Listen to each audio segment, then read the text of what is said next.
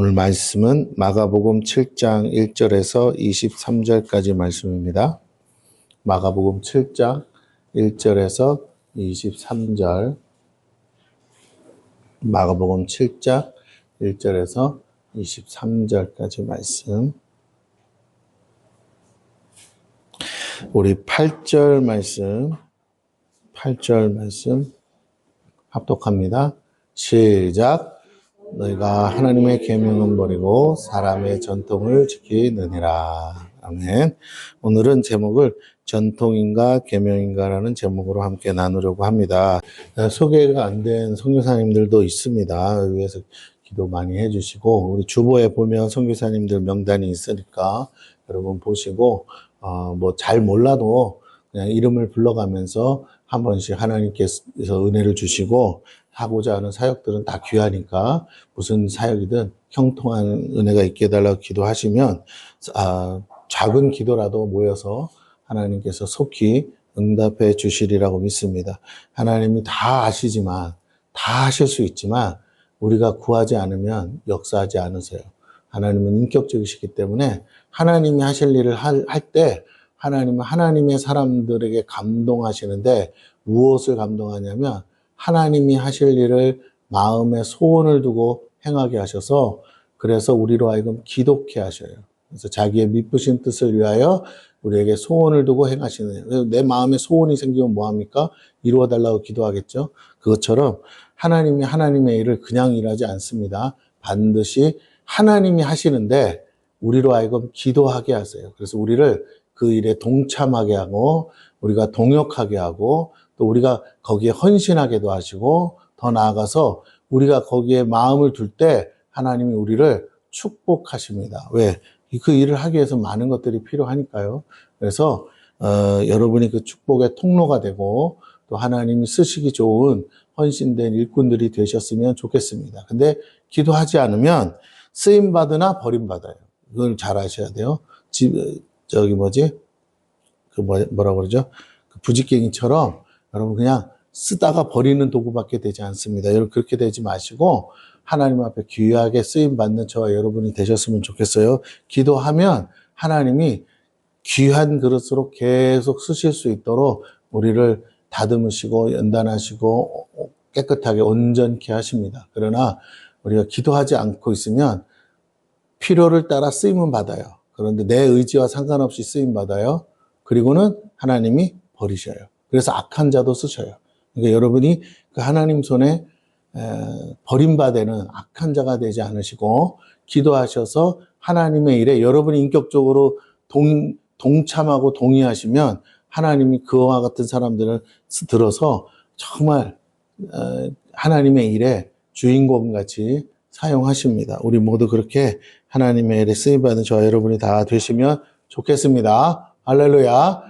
오늘 말씀 전하겠습니다. 전통인가 계명인가 라는 제목으로 이어서 마가복음 7장에서 있는 1절에서 23절까지의 말씀을 함께 나누도록 하겠습니다. 자, 우리가 잘 아는 요즘 이스라엘 전쟁 때문에 또 다시 관심의 대상이 된 우리 유대인들에게는 대대로 내려오는 전통이 있어요. 이것은 그들에게는 관습입니다. 유대 공동체에서 함께 어우러져 살기 위해서 반드시 지켜야 되는 규범이에요. 언제 생겨난 건지 잘 몰라도 어려서부터 듣고 자라고 그렇게 배웠기 때문에 무조건 지켜야 하는 것이 있습니다. 그리고 또 다른 것이 뭐냐면 계명이에요. 그건 이제 율법이라고도 하죠. 기록된 것이죠. 성문법이라고도 합니다. 이것은 모세를 통해 주신 하나님의 말씀이고 유대 공동체를 유지하기 위한 법이에요. 여러분도 이 나라에도 그런 법이 있죠. 뭐예요? 헌법이 있어요. 여러분 헌법을 아십니까? 우리 헌법에 대해서 관심도 없고 잘 몰라요. 왜? 평상시에는 그게 그렇게 중요한 문제가 아니에요. 그러나 이제 범법을 하거나 법을 적용하는 문제에 있을 때는 헌법에 위배되는지 위배되지 않는지를 봅니다. 왜? 헌법은 절대적인 거니까 그렇죠. 헌법 이상의 법이 없습니다. 그러므로 헌법 아래에서 그 하위에 다양한 세부적인 법들이 존재하는 거죠. 마치 그와 같아요. 하나님의 계명이 있고 그것들을 적용하는 데 있어서 여러 가지 전통들이 만들어졌습니다. 이것은 이 계명은 절대적인 규범이고 원칙이에요. 결코 깨트려질 수 없습니다. 왜? 하나님이 주신 것이기 때문에 그래요. 누구도 바꿀 수도 없어요. 그에 반해 전통은 바꿀 수 있어요. 시간에 따라 또 발전하기도 했습니다. 근데 문제는 절대 바꿀 수도 없고 바꿔서도 안 되는 법은 온데간데 없고 오직 그들 안에 익숙해진 전통만 남게 되었다라는 것이죠. 전통은 계명을 더 잘 지키기 위한 하나의 방법론입니다. 계명은 유대 공동체가 모세를 통해 하나님께로부터 직접 받은 계시의 말씀이고 언약이에요. 그러니까 예를 들면 우리가 예배를 드린다. 이거는 법과 같은 거죠. 하나님이 그렇게 하라고 했으니까. 그러나 그 예배를 드리는 순서, 우리가 찬양을 먼저 할지, 찬양을 나중에 할지, 뭐 이런 거 있잖아요. 그 순서는 각각 교회마다 조금씩 차이가 있고 다양할 수 있습니다. 그러니까 그건 절대적인 건 아니에요. 우리의 편리상 하는 것 뿐이고, 어떻게 하면 더 예배를 잘 드릴 수 있을까? 어떻게 하면 예배 드리는데 효과적일까? 어떻게 하면 더 하나님을 예배하는데 더 우리가 은혜롭게 예배 드릴 수 있을까라는 거겠죠. 거기에 맞춰서 예배를 드리는 거예요.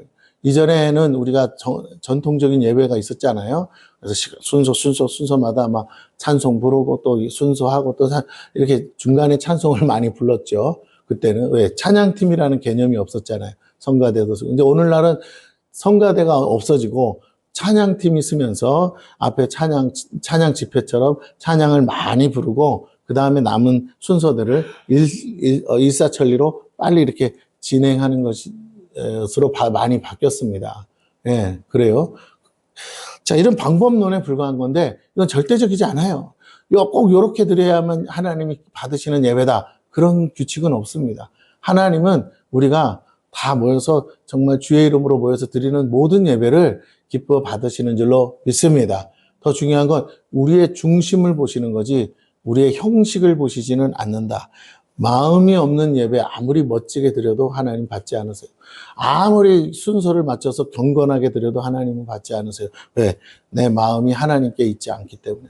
지금 여러분이 이 자리에 앉아 있어도 여러분의 마음이 어디 있는지 생각하셔야 돼요. 여러분의 마음이 하나님께 없습니까? 하나님의 말씀을 들으려고 앉아 있는 것이 아닙니까?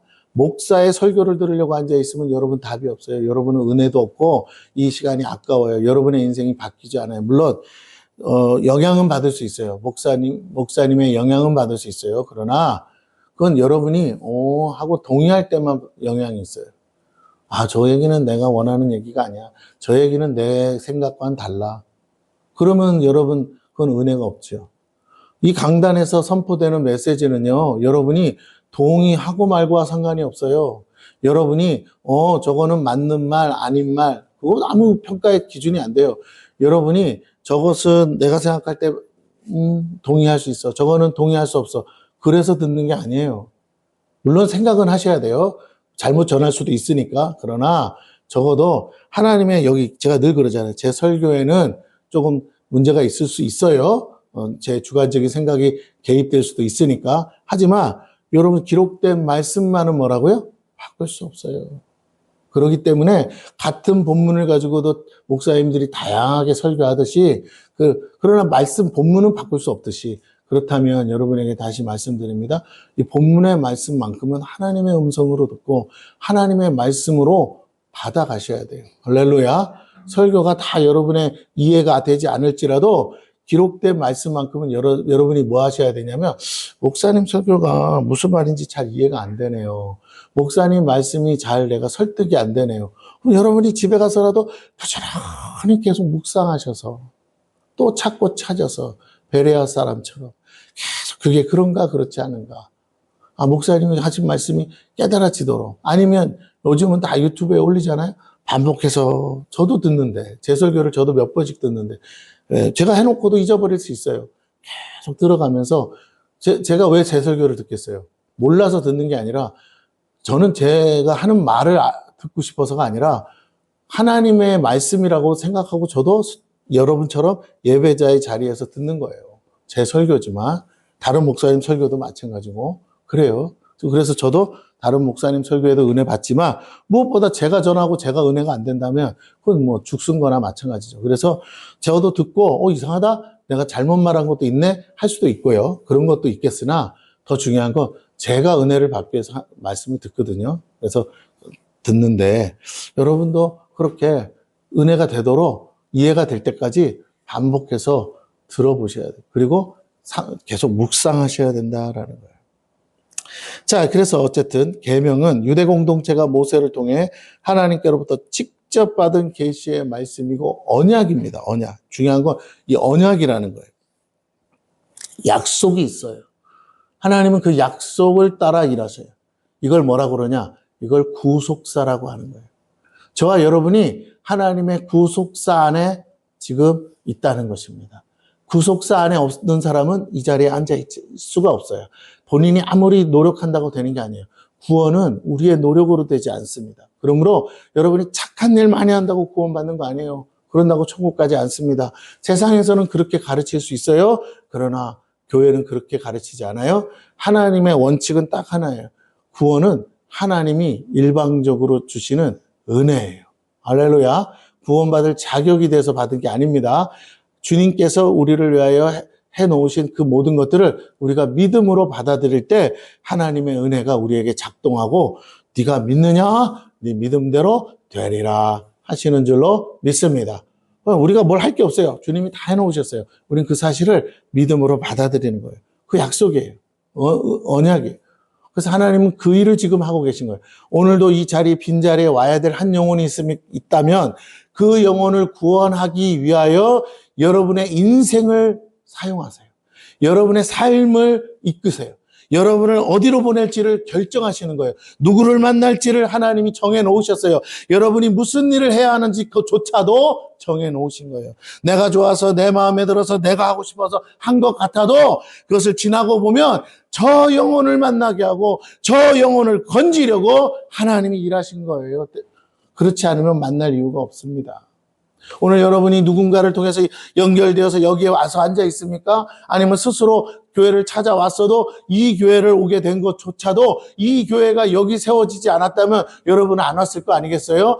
여러분을 인도하시려고 하나님이 이 교회를 세우셨고 하나님이 각 사람을 통해서 만남의 축복을 주신 줄로 믿습니다. 할렐루야. 그러므로 우연은 없어요. 왜 내가 오늘 이런 삶을 살고 내가 어쩌다가 살다가 이렇게 무너지고 깨지고 터지고 그러다가 어쩌다가 내가 어째서 이 사람을 만났을까? 물론 내 삶에 내가 실수하고 저지른 많은 죄도 있겠으나 그 죄 때문에 나를 이렇게 망쳤다고 생각하지 마세요.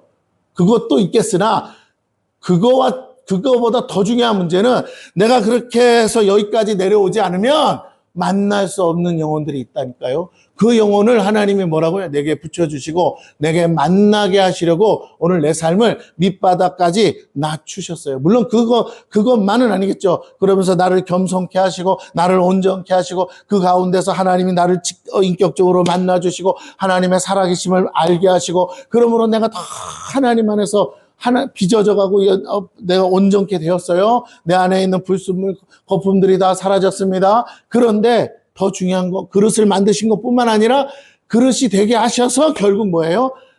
만날 수 없었던 그 사람을 만나게 하세요. 내가 평상시에 그전 같으면 상대도 안 할 사람을 내가 만났어요.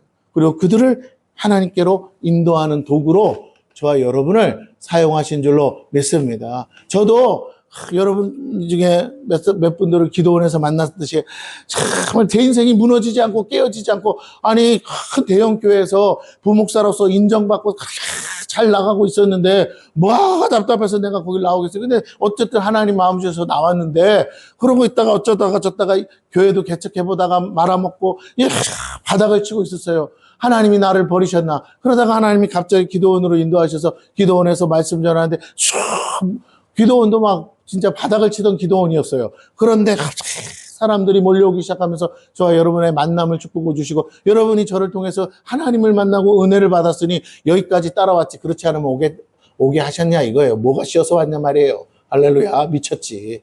그러니까. 예. 여기, 그리고 또 여기 와서 교회가 세워져서, 사는데도 여기도 아닌데, 여기까지 오란다고 또 와가지고 이사 오신 분도 있고, 여기까지 쫓아온 사람들 한둘이 아니었잖아요. 그죠? 나가신 분도 있지만, 뭐, 나가신 분들은 또 다 그것도 거기 가야 될 사명이 있어서, 거기서 또 해야 될 일이 있어서 한 거겠죠. 나갔다 오신 분도 있고요. 할렐루야. 오셔서 오늘도 열심히 찬양 잘 하시잖아요. 할렐루야. 그죠? 그럼요. 그래서 키도 작은데 내가 높이 세워드렸잖아요. 여기 두 단이나 높이 내가 세워드렸는데. 자, 그럼요.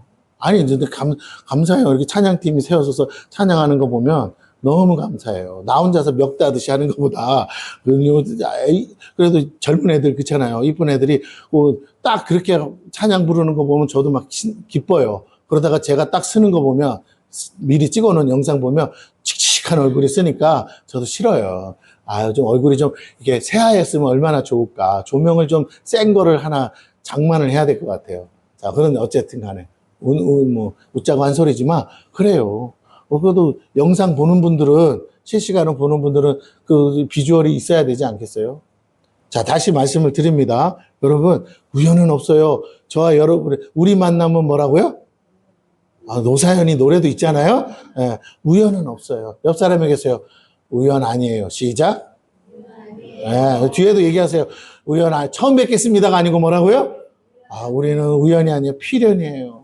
그렇습니다. 그럼요. 송죽동에서 저 집사님 안 데려왔으면 우리 밥도 못 얻어 먹어요. 뭘 또 에휴야. 뭘 말 같지도 않은 저 아줌마는 꼭 저래. 그때는 죽으려고 그래 놓고는. 그래요. 그때는 죽으려고 그랬어요, 진짜. 그래서, 또 궁시렁 된다, 또. 저 소리는요, 저분의 스타일이야. 너무 좋아서, 복을 받아가지고. 자, 그럼요. 그럼 그때 25평짜리 아파트로 다시 기어 들어갈 거예요. 지금 얼마나 좋은 데 사는데. 자, 다시 말씀을 드립니다. 어쨌든, 하나님의 은혜로 여기까지 온 줄로 믿습니다.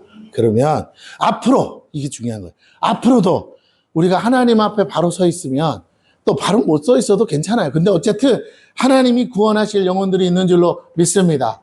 그 영혼들을 우리에게 붙여주실 거예요. 여러분이 뭐 전도를 잘하고 못하고 상관없어요. 누가 전도 잘해서 이렇게 왔습니까? 아니에요.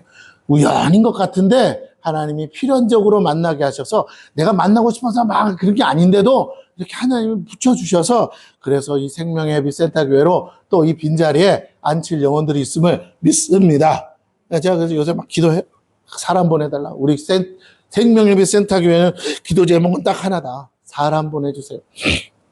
우리 선교회는 어떻게 일할 거냐? 선교회는 하나님 물질의 축복, 재정의 복을 열어주세요. 그래서 말도 못하는 재정이 들어와서 내가 그 돈 가지고 쓰는 게 아니라 선교지마다 선교사님들 마음껏 도와드리고 마음껏 일할 수 있게 재정 후원할 수 있게 우리가 뭐 직접 하는 건 없잖아요. 그러나 그분들이 필요한 건 또 사실 굳이 말하자면 돈이거든요. 일은 그분들이 다 해요. 그런데 물질이 부족한 거예요. 그거 다 우리가 공급해서 그러려면 우리가 복 받아야겠죠. 그래요. 일부러 복 받아라 해서 복이 아니라 선교사님들 후원하기 위해서 하나님 우리에게 물질의 축복 주셔서 선교의 재정이 마르지 않는 축복이 막 샘물이 쏟아나듯이 푸고 또 퍼져도 마르지 않게 하나님 역사해달라고 기도하고 있습니다. 그래서 제가 기도하는데 하나님이 주신 약속이 있어요. 천문학적인 재정을 준다 했기 때문에 제가 기도하는데 하나님 천문학적인 재정. 그래서 제가 옛날에는 한 10몇 년 전에는 제가 생각할 때 가장 큰 재정이 뭐였냐면 10조였어요. 10조. 그래서 제가 10조를 달라 기도했어요. 물론 10조를 한꺼번에 주진 않죠. 근데 나중에 죽을 때 뭐라고요? 우리가 10조를 다 선교비로 썼네 하는 그런 역사 일어나게 달라 기도를 했어요. 그런데 최근에 와서 10조가 돈도 아니더라고요. 요즘 보니까 뻑 하면 몇 조가 아무것도 아니어서 하나님 천문학적 재정이 도대체 얼마면 될까요? 하는데 주님이 마음에 이건 저랑 주님이랑의 사이에서 있었던 일이니까 여러분이 오해는 하지 마세요. 저 목사가 드디어 미쳤구나 그러지 마세요. 내가 돈을 버는 사람이면 아마 그렇게 얘기도 안 했을 건데 난 돈을 안 벌고 뭐 한다고요? 하나님이 주실 거라고. 하나님은 주실 수 있다고 믿으니까 하나님이 주신다는 전제하에 하나님이 주시면 하나님이 그렇게 얘기하시는 것 같아요. 내가 이만큼 줄 수 있어 라고 얘기하시는 것 같아서 제가 믿음으로 얘기하는 거예요. 기도하는데 10조라는 말이 안 나오고 얼마 하면 좋겠어요. 얼마 하면 천문학적인 재정이겠습니까? 이제 뒤집어서 얘기하면 얼마 주고 싶으세요? 막 이런 말을 투로 물어본 거죠. 그랬더니 하나님이 요새 그래서 계속 그렇게 기도해요. 최근 일주일도 안 됐어요. 하나님이 일경 그러더라고요. 일경. 와, 일경이 큰 돈, 그죠? 근데 요즘 천조가 그냥 입에 발려있는 소리잖아요. 그래서 우리나라 1년 예산 천조가 안 되는데 무슨 일경. 그런데 내가 생각해 보니까 하나님이 마음 잡수시면 그런 은혜도 있을 줄로 믿습니다. 내가 일경을 다 쓴다는 게 아니고 하나님이 그렇게 우리 선교회를 통해서 일하셨으면 좋겠다라는 마음이에요. 네, 그 중에 그 일경이란 돈이 실제로 온다고 우리가 믿고 아브라함의 약속처럼 그러면 그 일경이 한 사람한테서 오겠어요? 여러 사람한테서 오겠지? 그 여러 사람 중에 여러분이 그 축복의 통로들이 되셨으면 좋겠어요. 할렐루야. 여러분의 믿음의 사이즈만큼 주실 거라고 믿습니다. 최종적으로 일경이고 그 안에 여러분의 믿음의 사이즈만큼 주시지 않겠느냐? 저는 그렇게 봅니다. 자, 어쨌든 작은 교회에서 몇 명 앉혀놓고 하면서 무슨 그런 아니요. 저는 제가 아는 한 이 세계 최대의 교회의 비전을 갖고 기도하셨던 조용기 목사님이 언제부터 그 기도를 선포하고 기도했냐?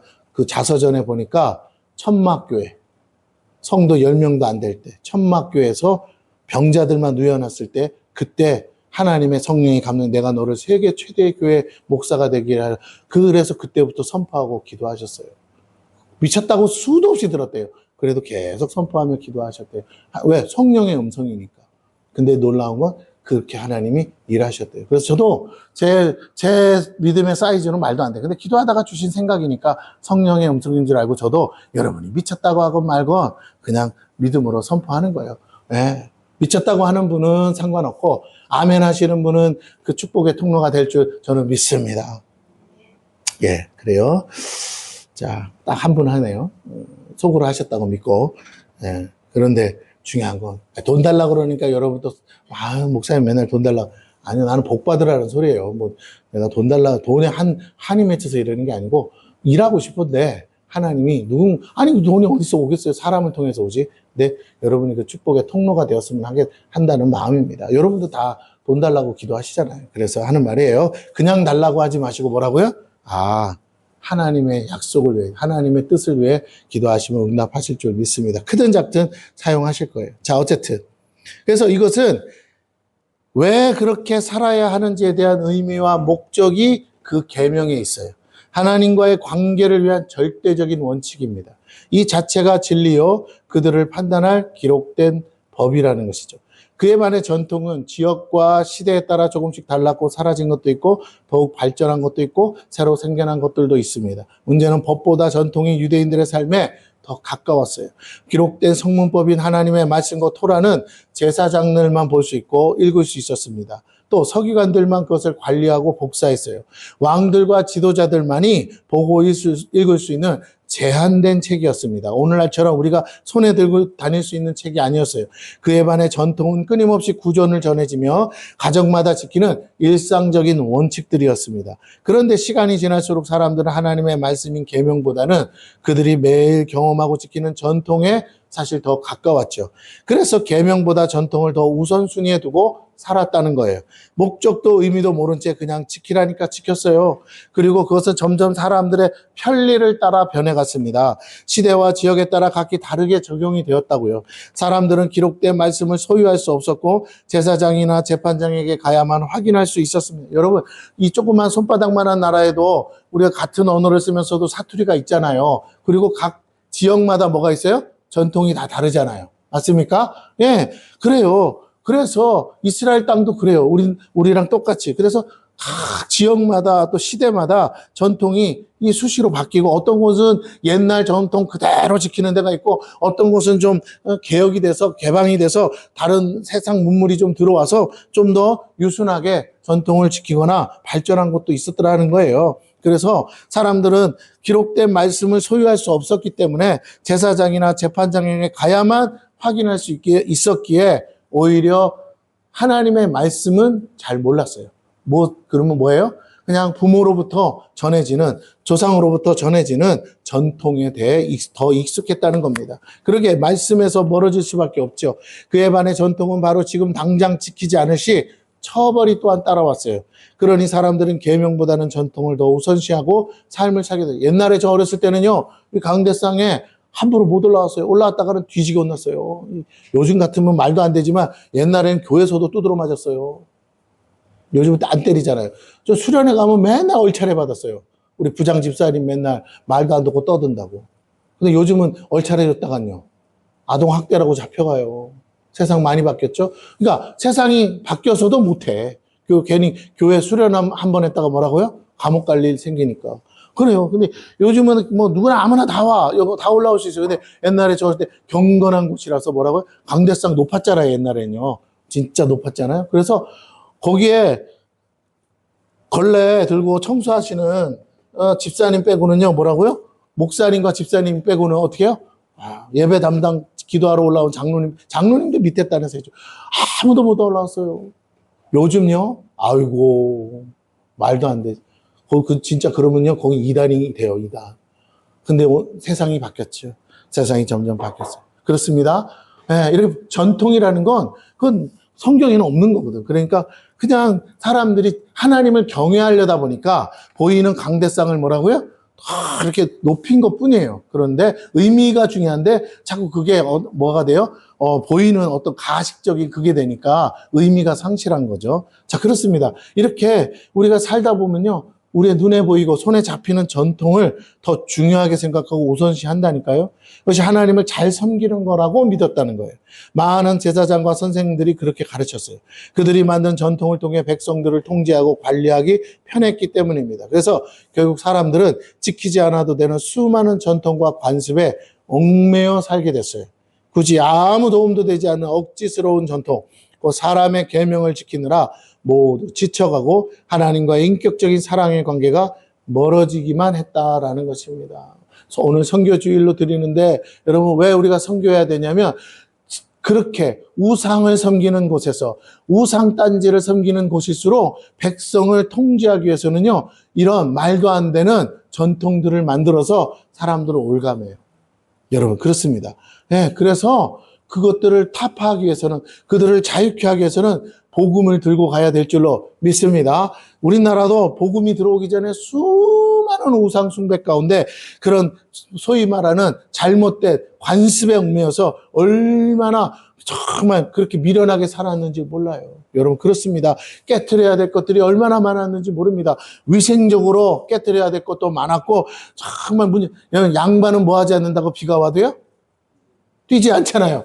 홀딱 줘도 그 양반 체면상, 그죠? 네, 그런 거예요.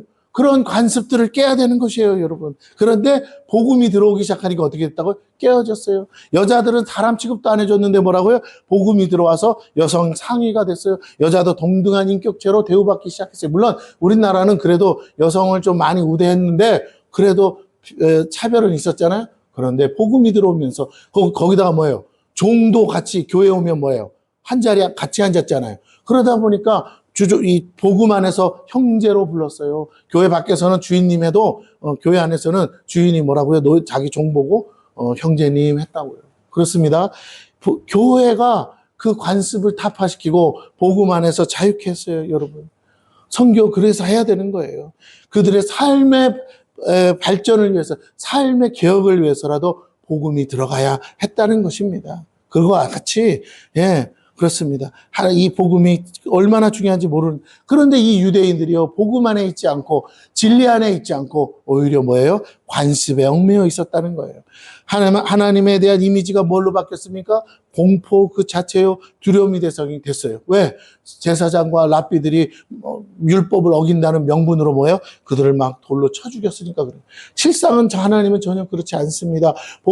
율법을 알면 알수록요, 하나님은요, 우리를 율법으로 묶으신 게 아니에요. 오늘 본문은 그렇게 전통에 얽매여 사는 이스라엘 백성들을 자유케 하시는 주님의 모습이에요. 그분의 말씀을 통해 우리도 사람들이 만들어낸 수많은 계명에 얽매이지 말고 하나님이 친히 주신 계명을 따라 사는 저와 여러분이 되시기를 바랍니다. 할렐루야. 여러분 10계명을 제가 예로 들어 말씀드렸잖아요. 제1계명이 뭐라고요? 하나님의 다른 신을 섬기지 말라 그랬잖아요. 그런데 이보다 쉬운 개념이 있다고요, 없다고요? 없다고요. 왜? 하나님의 신은 존재하지 않아요. 우리는 그렇게 믿는 거예요. 유일신 사상이잖아요. 그러니 하나님밖에 신이 없는데 내 마음에 하나님의 다른 신은 존재하지 않는데 어떻게 다른 신을 섬기냐고요. 제1계명은 세상 천지 어린 나이도 정말 누워서 떡 먹기로 지키기 쉬운 계명이라고요. 계명을 제대로 이해하면 세상에 그렇게 쉬운 개념이 없는데 내 마음이 불순물이 들어오고 하나님의 관계가 깨어지니까 뭐라고요? 하나님의 다른 신을 찾자니까 그죠? 뭐예요? 내 안에 하나님이 아닌 다른 신을 섬기기 시작하는 거예요. 오늘 계명은요, 여러분을 묶으려고 하는 게 아니라 여러분을 자유케 하려고 주신 것인 줄로 믿습니다. 그럼요. 부모가 자식한테 이래라 저래라 하는 게 자식 묶어놓고 이러지도 저러지도 못하게 하려는 게 아니잖아요. 자식에게 가장 안전한 길, 좋은 길 가르쳐 주느라고 내가 미리 가봤는데 이 새끼야 그건 아니야.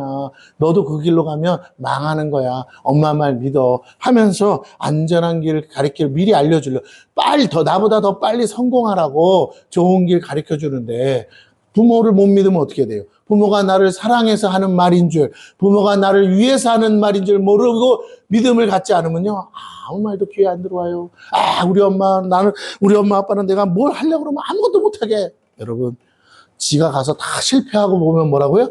나중에 보면 다 맞는 말이야. 왜 너는 등신같이 나 닮아서 나처럼 똑같은 짓을 하냐? 너는 누구 닮아서 이렇게 고집이 세냐? 나 닮아서 그렇죠. 뭐 이렇게 아무리 떠들어줘도 안 듣잖아요. 뭔 놈 고집이 그렇게 세니 꼭 지가 해봐야 한다는 거죠. 물론 필요는 해요. 실수도 필요합니다. 하지만 부모가 갔던 것처럼 10번 실패한 거 너도 꼭 10번 실패해봐야 하냐? 그러지 말고 한 5번만 실패해라. 그러면 훨씬 빨리 간다. 진짜 부자들은요, 자식을 엄하게 길러요. 왜요? 그 다른 사람들처럼 하는 시행착오 하지 말라는 거예요. 성공의 길은 정해져 있다. 그 길로만 가라 하기 때문에 그래요.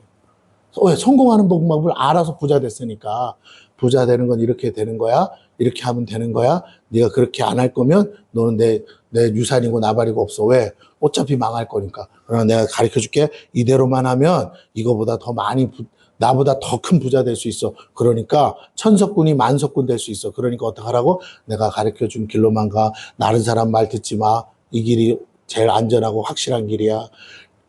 빨리 가려다가 망하는 거야. 천천히 가도 가장 확실한 길로 가는 거야. 근데 안 들어요. 그죠? 자식들이 안 들어요. 그렇습니다. 하나님 말씀도 그거예요. 우리가 하나님을 사랑하면요, 그건 나를 힘들게 하는 게 아니에요. 사랑하면 하라고 해서 듣는 게 아니라 하나님이 너무 좋아서 하나님의 말씀에 귀를 기울이면 사랑하는 사람이 해달라는 거 해주잖아요. 하나님을 기쁘게 하기 위해서 하나님 내가 뭘 하면 기쁠까요?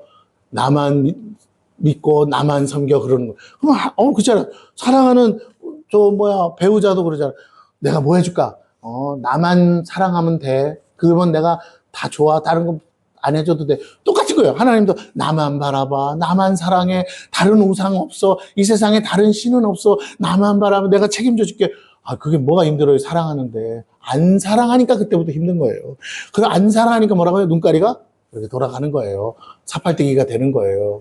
그러니까 여러분, 영혼의 사팔뜨기가 되지 않기를 축원합니다. 여기 기웃거리고 저기 기웃거리고 하지 마시고 주님만 바라보시는 저와 여러분 되기를 바랍니다. 예.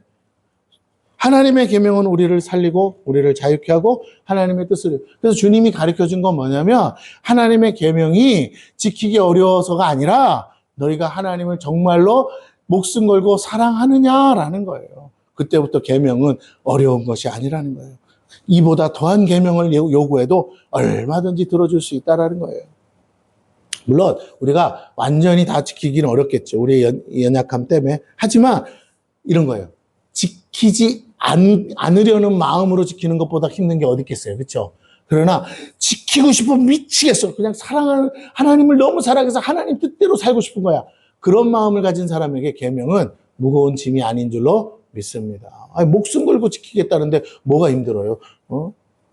1절에서 5절을 봅니다. 바리새인들과 또 서기관 중 몇이 예루살렘에 와서 예수께 모여들었다가 그의 제자 중 몇 사람이 부정한 손 곧 씻지 아니한 손으로 떡 먹는 것을 보았더라. 바리새인들과 모든 유대인들은 장로들의 전통을 지켜 손을 잘 씻지 않고서는 음식을 먹지 아니하며 또 시장에서 돌아와서도 물을 뿌리지 않고서는 먹지 아니하며 그 외에도 여러 가지를 지켜오는 것이 있으니 잔과 주발과 녹그릇을 씻음이러라. 이에 바리새인들과 서기관들이 예수께 묻되 어찌하여 당신의 제자들은 장로들의 전통을 준행하지 아니하고 부정한 손으로 떡을 먹나이까? 여러분, 제가 제사장인데 정결 예식을 여러분에게 가르쳐요. 가르쳐도 여러분이 막 이것도 흘리고 저것도 흘리고 막 여러분이 앉았다 일어난 자리에는 뭐가 이렇게 막 부산물이 많은 거야. 그럼 제가 짜증내겠죠. 아니, 왜 그러십니까? 이러면 안 됩니다. 이러면 하나님이 기뻐하지 않으세요. 어떻게 이렇게 예배를 지저분하게 드립니까? 막 그래. 그런데 제가 하나 물어볼게요. 지저분하게 드리든 깨끗하게 드리든 예배 드리러 나오는 게 중요한 거예요. 내가 깨끗한 것을 강요하다가 여러분이 아이씨! 그러면 나 안 와요. 싫어요. 예배 안 드릴 거예요. 그래서 예배를 못 드리게 하는 게 나은 거예요. 제가 아무리 여러분에게 깨끗한 걸 강조하는 게 맞다. 거룩이 그런 거잖아요. 거룩하셔야 돼요. 성결하셔야 돼요. 정결하셔야 돼요. 근데 나는 자꾸 죄를 짓거든. 그래, 죄 짓지 말라고 말은 해야 되지만, 또 가다 보면 실수해서 또 짓게 되고, 연약해서 또 짓게 되고, 죄가 죄인 줄 몰라서 짓게 되고, 부지부식간에, 뭐 오늘 주일날 와서 목사님 설교 듣다 보니까, 뭐야, 저게 죄였어? 그래서 또 와서 죄인으로 앉아있어. 아이고, 교회만 오면 맨날 죄인이래. 근데 또 들어보면 맞는 말 같아. 그러니까 죽을 맛이고, 아유, 얘기 안 들으면 나을걸. 마음 편히 살걸. 교회를 안 오겠다는 거야. 그렇죠. 그럴 수 있죠. 그런데 그 지적만 받으면 모르겠지만 예수님이 여러분을 위해서 죽으셨기 때문에 여러분 얼마든지 기도하시면 깨끗함 받습니다. 걱정하지 마세요. 그러면서 하나님이 여러분을 도와주십니다. 걱정하지 마세요. 염려하지 마세요. 지금이라도 회개하시면 됩니다. 염려하지 마세요. 해서 여러분을 자유케 해야 될 줄로 믿습니다. 예배 드릴 수 있게 해야지 자꾸 거룩을 강조하다가 아유 나 못하겠어. 나 이놈의 담배 못 끊어서 교회 안 나올게요. 이러면 안 되잖아요. 할렐루야. 혹시 여기 계신 분 중에 담배를 못 끊으신 분 있어도 교회를 나오시기를 축원합니다. 할렐루야. 저는 기도하고 있어요. 주님, 저는 뭐 담배가 결국은 끊어질 수밖에 없게 하나님 담배 피다 뒤게 하여 주옵소서. 제가 그렇게 기도할 거예요. 여러분이 의지로 못 끊어도 저 다 담배 피다가 손이고 발이고 어디고 다 뒤어가지고 다시는 몸 혓바닥이 뒤어가지고 다시는 못 피게 하여 주옵소서. 저는 그렇게 여러분이 연약한 건 연약한 거니까 또 한 잔씩 두 잔씩 아유 제가 사업하다 보니까 먹을 때 먹어야 돼요. 아유 그런데 만났는데 어떻게 한번 이거 먹어야 또 관계가 돼요. 그래서 못 끊는 사람도 저거 먹다가 배탈 나서 뒤지게 혼나게 도와주시옵소서. 술을 끊기 싫어도 끊게 하여 주옵소서. 병원 의사한테 가서요. 간암인데요. 이 소리 들으면 안 마시게 돼요. 저도 당뇨라 그러니까요. 갑자기 제가 그 줬던 고기도 안 먹고 살을 빼기 시작해요. 지금 벌써 5kg 넘게 뺐어요. 지금 6kg 뺐어요. 6kg. 여러분. 막 해롱해롱해요. 빈혈이 오고. 그 좋은 고기를 못 먹어서. 자, 어제는 그래서 제가 집사님께 사달라 그래서 먹었어요. 소고기 먹었어요. 소고기. 자, 하도 빈혈 오다 가다 보는데 그림의 떡이잖아요. 먹지도 못하고. 그래서 주님께 기도했어요. 주님 한 번만 사주세요. 그럼 내가 맛있게 먹고 다시 또 안 먹겠습니다. 살 빼야 되니까. 그런데 다행히 우리 집사님이 사줬어요. 사실 그거 먹자고 한 건 아닌데 가봤더니 토요일이라서 안 판대요. 그래가지고 결국 소고기를 먹게 됐어요. 비싼 소고기를 얻어 먹었어요. 근데 원래 싼 거 먹으려고 그랬다가 토요일은 또 안 판대요. 그래가지고 먹었는데 제가 드리고 싶은 얘기는 뭐냐면 여러분 이 전통, 이 관습이 하나님과 가까워지는 것을 이스라엘 백성으로 하여금 뭐라고요? 멀어지게 만들더라는 거예요. 당시에 가장 율법을 잘 지킨다는 사람들이 바로 바리새인들인데 누구보다 하나님 말씀을 가장 잘 안다는 사람은 또 서기관들이에요. 그들은 하나님 말씀을 기록하고 관리하는 업무를 맡은 자들입니다. 하나님의 이름이 나올 때마다 한 번씩 목욕하고 그 다음에 기록을 할 정도였어요. 그만큼 하나님의 이름을 경외하는 자들이었어요. 문제는 그렇게 하나님의 말씀을 지키는 일에 목숨을 걸었는데 그것은 진심으로 마음에서 우러나와 지킨 것이 아니었다는 거예요. 사람들이 보지 않는 곳에서 얼마든지 자신들끼리는 말씀을 어겼습니다. 오직 사람들이 볼 때만 지키는 외식하는 자들이었어요. 아무도 없을 때는 무법한 자들이요 사람들이 볼 때만 유법한 자들 제자들로 살았다는 거예요. 그러니까 사람 안 볼 때는요, 뭐 법이고 뭐고 없이 살았다는 거예요. 그도 그럴 것이 기록된 말씀을 다 지키며 산다는 것이 여간 힘든 일이 아니었습니다. 왜? 하나님 그렇게 사랑하지 않으니까. 그런데 자기가 직업이 그거야. 서기관이야. 직업이 제사장이야. 부모가 제사장이라 물려받은 거야. 그러니까 목사를 대대로 그냥 물려받은 거예요. 그러다 보니 하나님을 사랑하는 마음이 없고 하나님을 만난 경험이 없으니 이게 그냥 그러니까 직업이 되어서 밥 벌어 먹는 것이 되다 보니까요. 사람들이 있을 때는 목사 행세를 하지만 사람들이 없을 때는 온갖 죄를 다 지었다는 거예요. 사실은 그들이 정작 지킨 것은 기록된 말씀이 아니었습니다. 왜냐하면 기록된 말씀은 일반 백성들이 가까이 할 수도 없고 또 읽을 수도 없기에 알지도 않아요. 몰라요. 우리가 헌법을 압니까? 몰라요. 그렇기 때문에 우리 이게 헌법이다 그래도 우리는 그런가 보다 하는 거죠. 그런데 그들이 가장 핵심적으로 중요하게 생각한 건 그들의 선생님들이 다 있어요. 그들이 만들어낸 사람의 계명이었어요. 야, 이 하나님의 말씀 안식일을 지키기 위해서는 우리가 이렇게 해야 돼. 그 안식일을 정말로 지키는데 안식일은 일하지 말라고 그랬어. 근데 그러면 일의 기준이 있어야 되지. 야, 하루에 100걸음을 걸으면 그건 일이야. 99걸음까지는 일 아니야. 이렇게 규정을 해놨다는 거예요. 그래서 안식일 날 어떻게 돌아다녔다고요? 걸음걸이 숫자 세가면서 다녔다니까요. 예, 이렇게 지키고 살았어요, 사람들이. 전쟁 나면 어떡하려고. 예, 그런 거예요. 자, 이 전통에 더 사람들이 익숙했어요. 자신들이 하나님의 말씀을 더 철저히 지키기 위해 만든 규범들입니다. 그런데 그것을 일반 백성들에게까지 뭐 했어요? 강요한 거야. 이거는 안 지켜도 돼. 99이면 어떻고 100걸음이면 어때? 어쨌든 하나님을 예배하면 되는 거 아니에요. 안식일을 지키고 일을 안 하면 돼. 근데 너무너무 이상한 규율들을 만들어내기 시작한 거예요. 그렇지 않으면 마치 기록된 말씀을 어긴 것처럼 쳐버렸어요. 여기서부터 문제가 온통 뭐예요? 무서워서 지키는 거예요. 무서워서. 즉 그들이 권력을 가진 자들이 됐습니다. 법이 없어서가 아니라 백성들이 법을 모르기 때문에 벌어진 일이에요. 사람들은 무식하기에 그들이 아는 것이 곧 하나님의 말씀이요 법이라고 생각했어요. 왜? 매일 성경 기록하고 매일 성경 말씀 보니까 저들 말이 하나님 법인 줄 알았던 거예요. 그러니까 코에 걸면 코걸이, 귀에 걸면 귀걸이가 되었다는 것입니다. 그래서 주님께는 이것이 통하지가 않죠. 왜? 말씀을 하신 분이 주님이시니까. 여러분, 검사고 판사고 지금 어떻게 해요? 그냥 코에 걸면 코걸이 뭐라고요? 귀에 걸면 귀걸이가 되고 있는 세상이 되어버렸어요. 오늘 그들은 주님의 제자들을 지적하고 있어요. 그들의 조상들이 만든 전통을 지키지 않는 주님의 제자들의 행동을 질타한 거예요. 그들이 말하는 전통은 정결 예식을 말합니다. 손을 씻고 발을 닦고 그릇을 씻는 의식이에요. 물론 이렇게 하면 위생면에서 매우 청결하고 좋은 규범이에요. 그런데 이렇게 안 하면 못 들어오게 했다니까요. 성전에. 지나가는 거지도 구원받아야 되는데 거질에서 더러워서 구원할 수 없다라는 거예요. 예, 하나님과 자꾸 멀어지는 거예요. 전염병을 예방할 수 있기 때문이라는 명분은 줘요. 그래서 코로나, 전염병, 그래가지고 어떻게 교회 나오지 마세요. 이렇게 되는 거예요. 다른 이의 부정함이 옮지 않을 수 있어서 당연히 계명을 지킬 수 있는 건 맞습니다. 말은 맞아요. 부지불식간에 계명을 어겨서 나도 모르게 어길 수도 있잖아요. 그래서 번거로운 과정이 생길 수 있어요. 왜? 부정해지면 이렇게 하라는 또 규범이 있으니까. 율법에는 매번 부정해진 사람들이 해야 하는 의식과 절차들이 있어요. 그걸 처음부터 예방하는 차원에서 만들어낸 것이 전통입니다. 아예 그러니까 뭐라고요? 아예 못 짓게 만드는 거예요. 그러니까 움직이지 못하게 하는 거예요. 부딪히지도 못하게 하는 거야. 꽁꽁, 야, 움직이지 마. 가만히 있어. 괜히 쓸데없이 돌아다니다가 부정해지지 않게. 이렇게 해놨다는 거예요. 좋은 뜻에서 시작되었지만 이제는 그것이 기록된 말씀고 율법보다 더 권위를 가지고 시작한 겁니다. 왜냐하면 율법은 법을 어겼을 때 지켜야 되는 정결 예식이라면 전통은 아예 처음부터 예식대로 하라는 거죠. 그래서 법을 하나도 짓지 않고 죄도 못 짓게 만드는, 죄를 짓기 싫어서가 아니라 아예 죄도 못 짓게 만들어 놓는 거예요. 그러니까 다 뭐예요? 사는 건 사는데 감옥이죠, 감옥. 이 철장 없는 감옥이 되는 거예요. 족쇄와 같습니다. 그렇지 않으면 모두에게 피해가 가기 때문에 지금도 알라신 믿는 이슬람은 어떻게 지킨다고요? 그렇게 살아요. 즉 너 때문에 우리까지 더러워질 수 없다라는 거죠. 이걸 일본식으로 말하면 뭐예요? 그 민폐라는 거예요. 주변 사람한테 민폐가 되니까 처음부터 하지 말라는 거예요. 근데 가만히 보니까 도로는 깨끗한데 거기 가서 이런 거예요. 관광객들은요 너무 좋은 거야. 도로가 깨끗하니까. 그런데 와서 한 달 살기 했다가 뭐라고요? 아주 죽을 맛인 거야. 죽을 맛인 거야. 왜?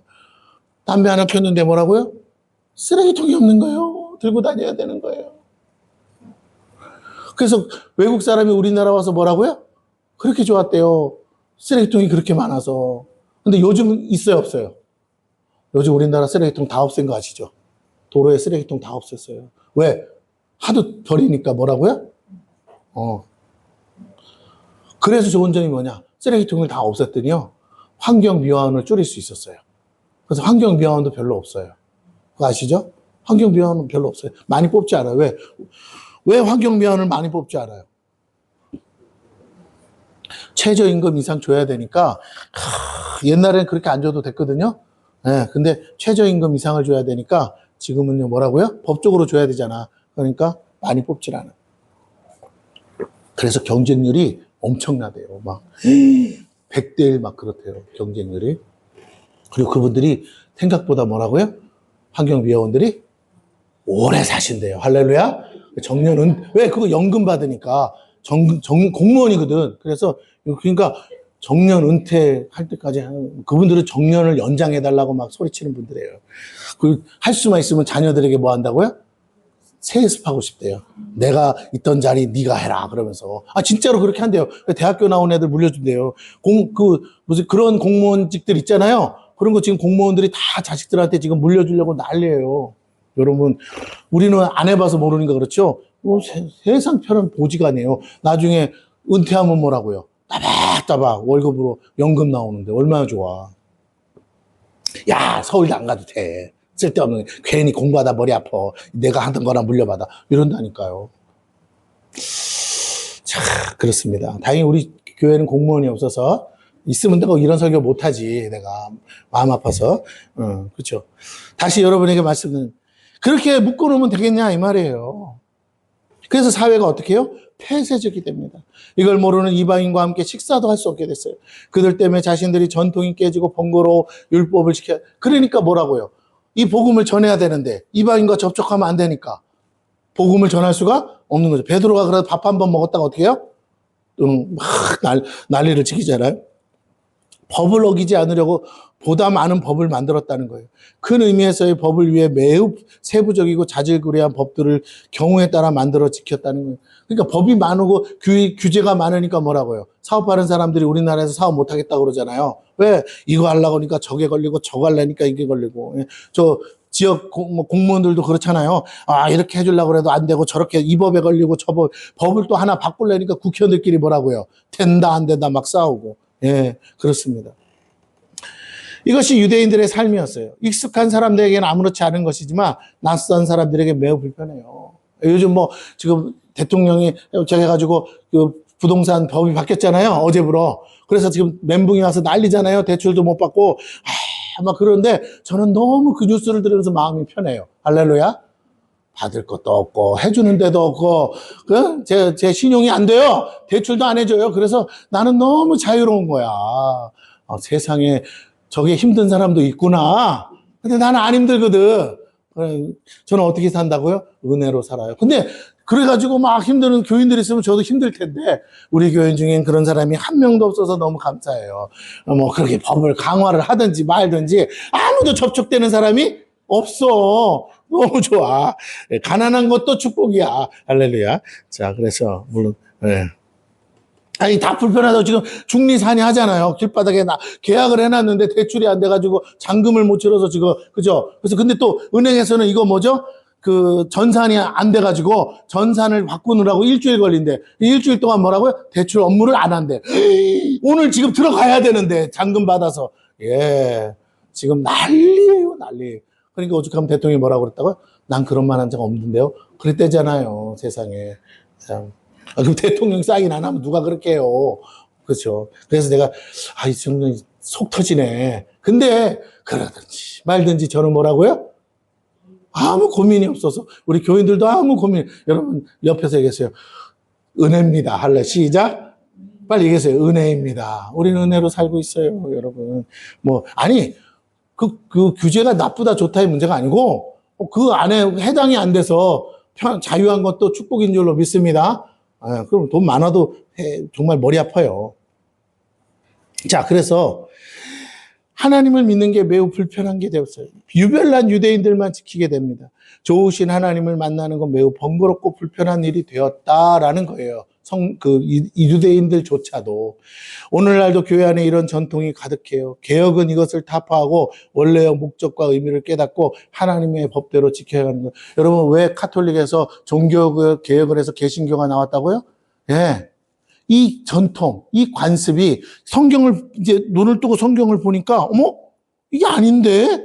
믿기만 하면 된다고 그랬는데 왜 로마 교황은 이렇게 많은 법을 만드는 거야? 성경에도 없는 법. 그랬다는 거예요. 그래서 종교 개혁을 한 겁니다. 그리고 번거로울지라도 법을 어길 때는 하나님의 말씀대로 해야 되는 거예요. 그것이 번거롭기 때문에라도 그 죄를 범하지 못하게 하기 위함입니다. 근데 그런 일련의 과정과 죄를 씻고 다시 기회를 주는 제사의 과정들이 귀찮아서 아예 그렇게 못하도록 전통을 만들어 사람들을 올가맸다는 거예요. 그러니 누가 하나님께 나아가 죄사함을 받고 하나님의 은혜를 체험할 수 있겠느냐라는 겁니다. 사랑하시고 용서하신 하나님은 아무도 경험할 수 없게 됐습니다. 더러운 손으로 떡을 먹는 것보다 더 중요한 것이 있습니다. 그것은 주님과의 사랑의 관계예요. 애가 막 놀이터에서 놀다가 손이 더러워져가지고 밥때가 돼서 엄마 하고 달려왔어요. 더러운 손을 손 씻어라. 그런데 만약에요. 그때는 씻어야죠. 안 씻으면 엄마한테 혼나니까. 근데 만약 내 새끼가 3일을 굶었어요. 내가 너무 가난해서. 젖도 말라서. 그러면 애가 더럽다고 먹을 게 있는데 치고 와! 그러면 안 줄 거야. 이러겠어요. 굶었는데. 저 아프리카에 굶어 죽어가는 애들한테 파리가 막 날라다니고 막 오만 뭐 병균이 가득하고 근데도 더럽다고 빵을 안 줄 건가요?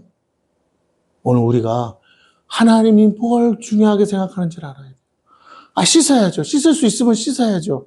그런 건 당연한 거예요. 그런데 상황에 따라서 우선순위가 바뀐다는 거예요. 전통이 아니라는 거예요. 본질이 중요한 생명을 살리는 일에 저 아프리카 애들은요 지금 꾸정물도 지금 살겠다고 퍼마시잖아요. 근데 우리가 더러우니 깨끗하니 이런 거 따져가면서 하니 안 하니 그러면 되겠냐는 거예요. 그 아프리카에 간 배우들이 가잖아요. 가서 보면 배우들은 새하얗고 깨끗하잖아요.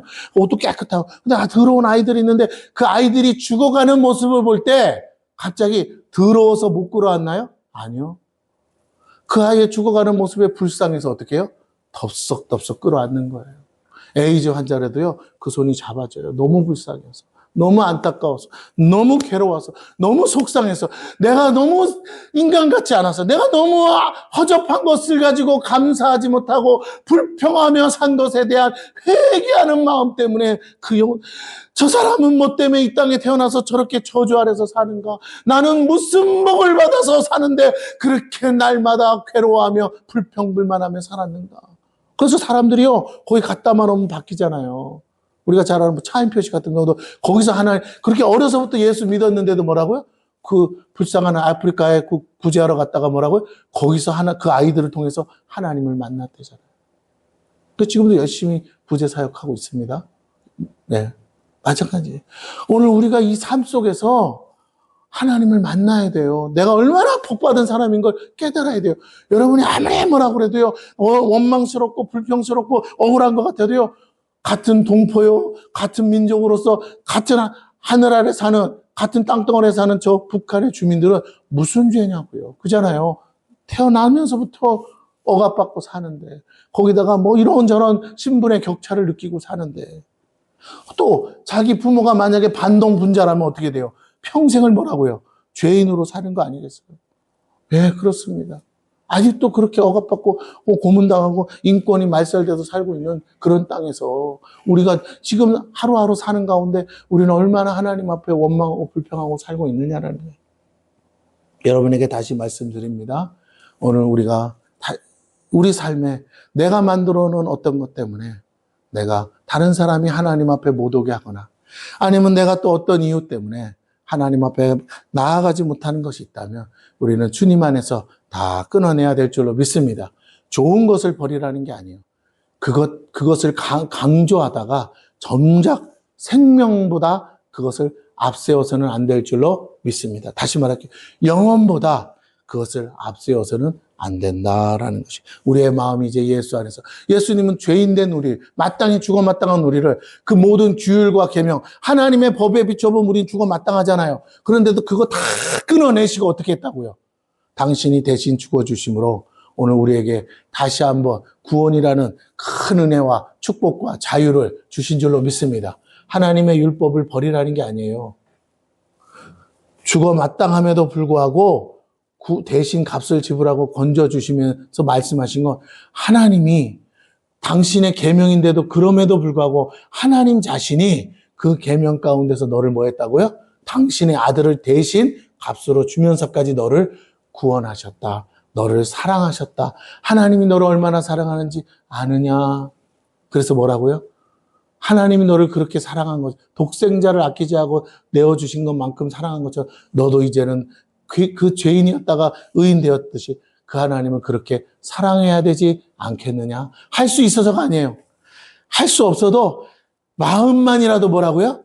그렇게 하겠다고 말해야 되는 거 아니야. 부모의 사랑을 깨달은 자식이 어떡합니까? 그때부터.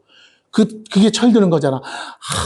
우리 부모가 이럴 때 나를 이렇게 했는데, 그 깨달아지면요. 그때부터 철이 들면 부모가 뭘 요구하든 내 어머니, 내 아버지가 나와요. 근데 철이 안 들면 우리 엄마, 아빠가 나한테 뭘 해줬다고 하면서 불평불만 하다 보면요. 결국에는 자기 자녀도 내가 낳은 자식도 제대로 못 길러. 왜? 그 자녀를 통해서 내 부모의 마음을 내가 스스로 발견하는데 그게 발견이 안 된다고요? 여러분, 이게 정말 어떻게 해야 되겠습니까? 말씀을 다 못 전하고 오늘은 여기까지만 합니다. 내가 다음 주에 이어서 하겠는데요.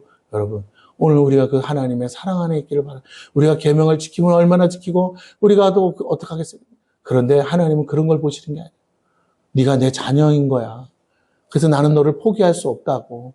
그래서 내가 이렇게 구원했는데 내가 네 아버지인 거 믿어? 그러면 네가 내 품을 떠나지 말아야 돼. 내 그늘 아래에 있어야 된다고. 좋든 싫든. 나랑 그런 관계로 살겠다면 나는 너를 구원하지만 이 땅에 사는 동안에 내가 사는 삶의 자리가 다른 사람에 비해서 억울할 수 있어. 그러나 그래도 내가 네 아버지라는 걸 알고 내가 너를 책임진다는 걸 믿고 그럼에도 불구하고 네가 나를 바라보고 있으면 내가 너를 그곳에서 건져주리라. 내가 그 삶의 자리에서 건져주리라. 영원한 저주에서 너를 건져주리라. 하나님이 오늘도 우리를 그렇게 말씀하시고 약속하는 줄로 믿습니다. 네, 계명을 왜 지켜요? 내가 하나님 자식이라는 증거예요. 할렐루야. 우리가 대한민국 국민이면 뭐 한다고요? 대한민국 법을 지키듯이. 네, 미국 가서 지킬 게 아니잖아요. 마찬가지예요. 계명을 잘 지키고 못 지키고의 문제가 아니라 내가 어디에 소속됐느냐, 그걸 스스로 증명하는 것이 계명이에요. 오늘 여러분이 이 자리에 앉아 있는 것도 내가 하나님의 백성이라는 증거인 줄로 믿습니다. 그래서 하나님이 여러분에게 복 주시는 거예요. 잘했냐 못했냐가 아니고 예배 잘 들었냐 못 들었냐가 아니라 올 때 어떻게 왔냐 안 왔냐 그런 거 따지지 않아요. 그래도 오늘 왔구나. 아이고 눈에 넣어도 안 아까운 내 자식이 왔구나 하면서 기뻐하신, 안 온 자식들에게는요 안타까워하시죠. 오늘은 왜 못 왔을까? 보고 싶은데 왜 안 왔을까? 왜 어찌야 이곳에 못 찾아왔을까? 오늘도 그런 마음으로 주님과 만나시고 그 주님을 바라보시고 그 주님이 한 주간도 여러분의 삶 가운데 보이지 않지만 지켜주실 줄로 믿습니다.